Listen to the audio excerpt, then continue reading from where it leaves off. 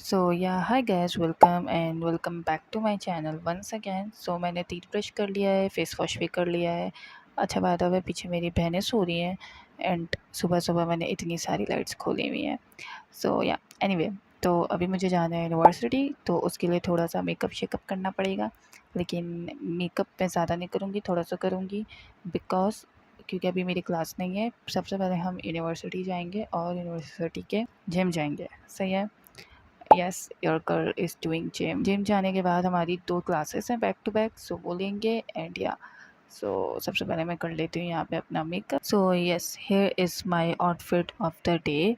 सबसे पहला है एक baggy black pant and the baggy black grey T shirt and here is also my arm sleeves जो कि मैं पहनूंगी, जिसकी हालत थोड़ी अधमरी सी है, सो इसे इग्नोर करिएगा। एनीवे, तो अच्छा वैसे बाय द वे ये वाला जो आउटफिट है वो मेरे जिम के लिए सूटेबल रहेगा, मुझे चेंज करने की ज़रूरत नहीं पड़ेगी। जिम में जो मैं अभी एक्सरसाइज करूँगी वो सिर्फ लेग एक्सरसाइज होगी, तो इतनी स्वेटिंग नहीं होगी, तो उसके लिए ज़रूरी नहीं है कि मैं चेंज करूँ। सो या एंड मेरे को इतनी एक्सेसिव स्वेटिंग होती नहीं, लेकिन ऑब्वियस सी बात है जितनी होती है उस लिहाज से देखें तो चेंज करना चाहिए। लेकिन तो मेरी जो भी एक्सरसाइज है वो लेग की एक्सरसाइज होगी उस दिन, because I am gonna do cycling. चीज़ें जिनका मुझे मशीन का नाम नहीं पता वो भी लेग की है, so, क्योंकि मेरा स्टार्टिंग का है, so I am just gonna do this and थोड़ी warm up exercise, that's it. इसके अलावा कुछ भी नहीं, लाइक 30 मिनट्स या समथिंग करनी है, इससे ज़्यादा नहीं करेंगे हम लोग।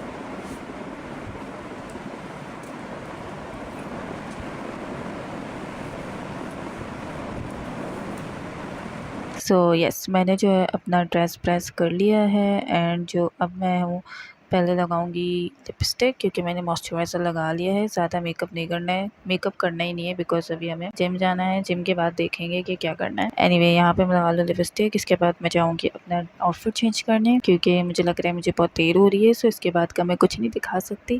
डायरेक्ट अब हम लोग मिलेंगे जिम में, मैं मिलती हूँ तुम लोगों से डायरेक्ट जिम में। सो या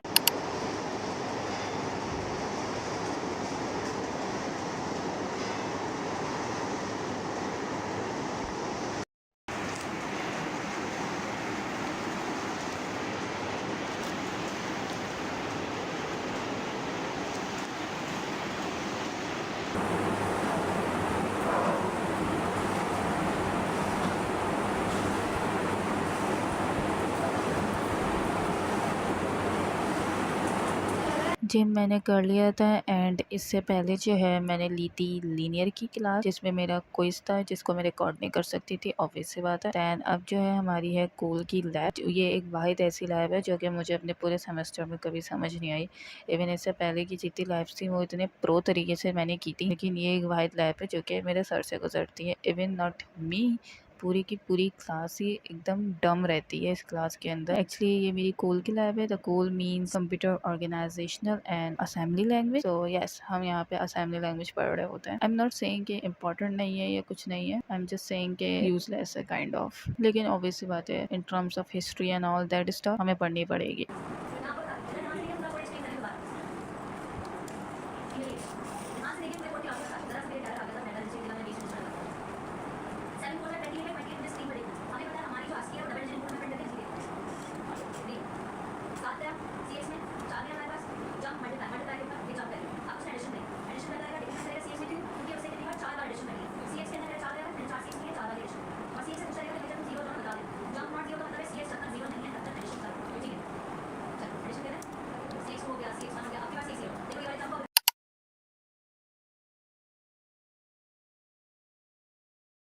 मिस ने दे दी थी हमें ब्रेक एंड इसके बाद जो है हमने सबसे पहले तो लंच किया एंड ऑब्वियस सी बात है इवनिंग हो गई थी, लेकिन स्टिल उसको मैं लंच ही बोलूँगी। हमने लंच किया एंड इसके बाद हम लोग अपने यूनिवर्सिटी के 5th फ्लोर पर आ गए, जहाँ से बहुत बहुत अच्छा व्यू आता है पूरे कैंपस का एंड वेदर भी इतना अच्छा हो रहा था गाइस, और बहुत अच्छी हवा चल रही थी। तो यहाँ पे बैठ के बातें करने का मज़ा ही कुछ और था। तो हम लोग यहाँ पे बैठ के बातें करी, थोड़े से पिक्चर्स वगैरह क्लिक की, दैट्स इट। मैं घर आ गई थी एंड इसके बाद मैं फ़ौरन सो गई थी, बिल्कुल कुछ भी करने की हिम्मत नहीं थी। एंड तकरीबन मैं इसके बाद उठी थी आई थिंक 9 या 10 बजे, और जब मैं उठी मैंने उसके बाद खाने बैठी थी मैकरोनी, जो कि मेरे भाई ने बनाई थी। इसके बाद फ़ौरन मैंने देखा कि सर का ग्रुप पे मैसेज आया हुआ था कि एक असाइनमेंट अपलोड करना है, एंड उसका भी 12 बजे तक का टाइम था, लेकिन लिखना बाकी था। तो मैंने फ़ौरन उसे लिखा था उसे, and then I have to make a PDF of it. तो उसका पीडीएफ बना के फिर उसे अपलोड करना था and all that shit. Academic life is very high right now and बहुत ज़्यादा प्रेशर है गाइस। तो यस, एकदम अचानक से दिया था सर ने, लाइक मतलब पहले बंदा बता भी देता है थोड़ा सा। Let me just quickly do it.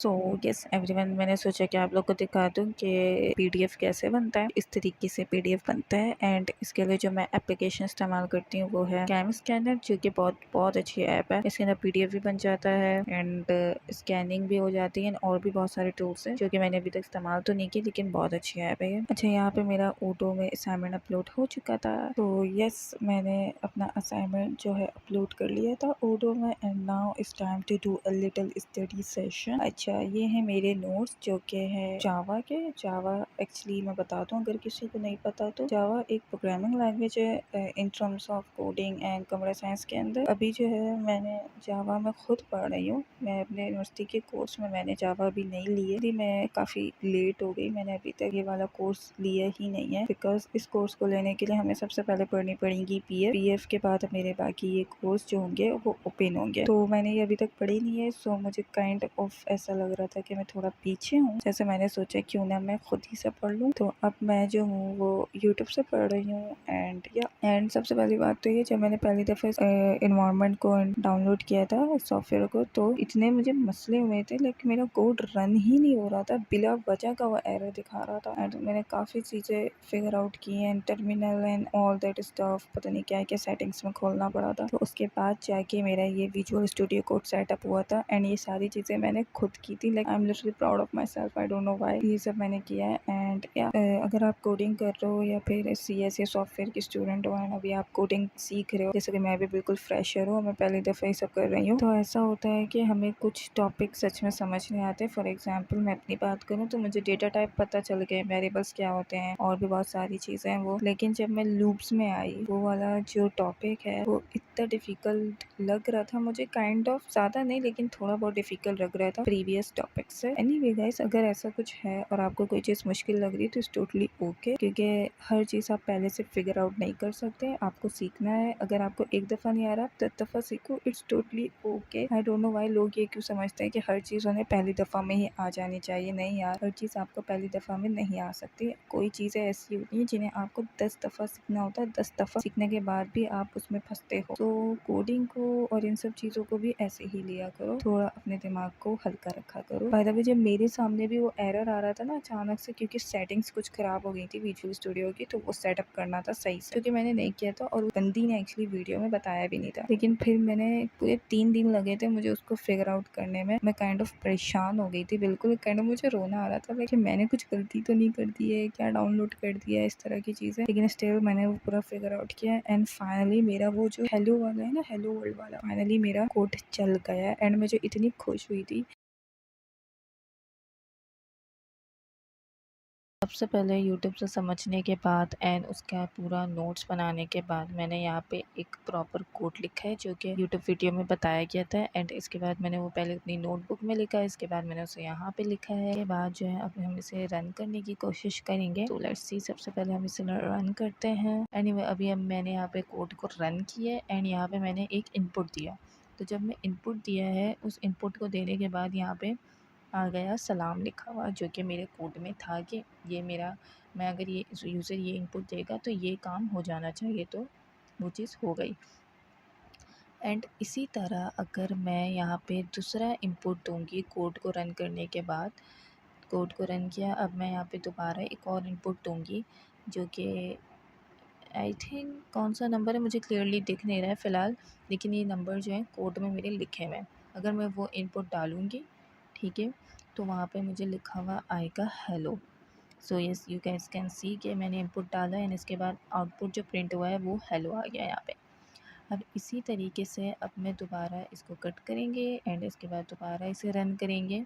मैं अपना पूरा दिखा रही हूँ आपको लाइन से पूरा कोड।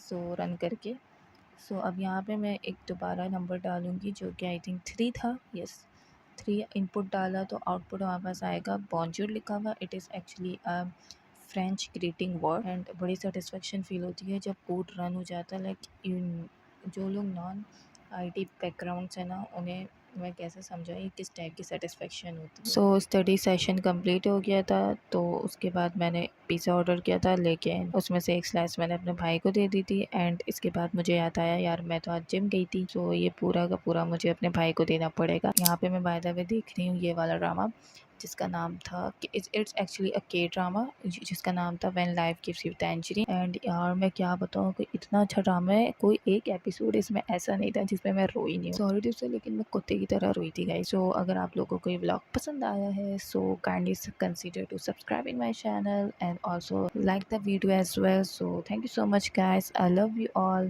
बाय।